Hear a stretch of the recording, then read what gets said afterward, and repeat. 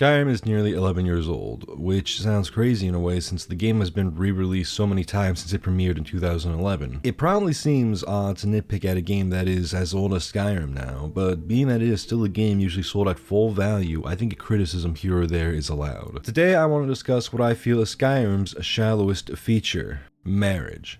Marriage in Skyrim is, well, it's weird. Basically, you typically buy an amulet from the Temple of Mara. That's right, love comes with a church tithe. And then you go parading around wearing said amulet. This tells the fine men and ladies of Skyrim, specifically a total of 62 of them, that you are available and looking to marry. Skyrim's marital system heavily relies on a suspension of disbelief, often referred to as a willing suspension of disbelief. This is the concept that one has to choose to sometimes let go of logic in favor of accepting another reality.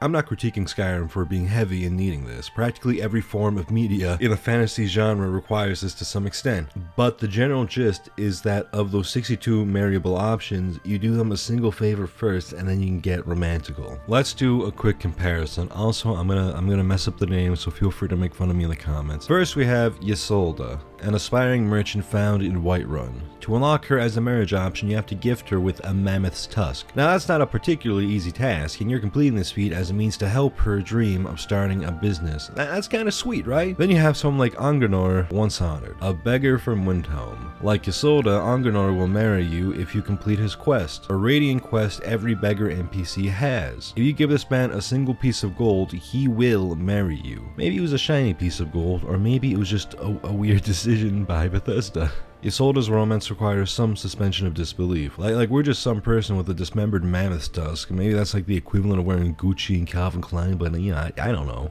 Anganor's romance requires a few shots of whiskey to fully get on board with. You give this man a piece of gold and he's yours. I can't help but feel like we've just become a pimp to this man, and I don't want that. Pimping is hard work. I'm gaming because I want to relax, not start a sex trafficking ring. 62 NPCs is a pretty high number of romances, admittedly, but they're all shallow. It may as well be 0. Typically in a playthrough, you just marry whatever NPC can start a shop in your home. It's more of a dull roommate mechanic than it is marriage. I mean, like, this is why people so badly wanted Serana to be an NPC you can marry. She's like the only one you can actually build something of a repertoire with. Instead of 62 marriage options, Bethesda should have just opted for a handful of decent ones. Hear me out. At the college winter hold, you barely interact with your fellow students. What if you could have recruited one of the 3 apprentices and they were part of the story? Not as a Skyrim follower, but honestly more like a Fallout New Vegas or Fallout 4 follower, actually having something to say on what the current situation is or inquiring on where you two stand. Then post Winterhold, you can wear the Amulet of Mara and either they point it out or the player character can. Or maybe just a series of mini quests where you actually deal with an NPC for more than just a single interaction. I know this is a weird gripe to have with a game, but it's genuinely odd to me how Skyrim came out in 2011 and Dragon Age Origins came out in 2009 and featured in-depth romances through dialogue, quests, and gift giving. Like, the idea of good fantasy romances in games were established before. Bethesda decided to make a marriage system that's just pretty shallow. I don't really know what the idea was. Maybe they were just basing it off your parents' marriage, who's to say? That being said, thank you for listening to my weird little rant. I hope you enjoyed me being upset with an 11-year-old game. Remember to subscribe if you like this kind of jazz, and thank you for watching.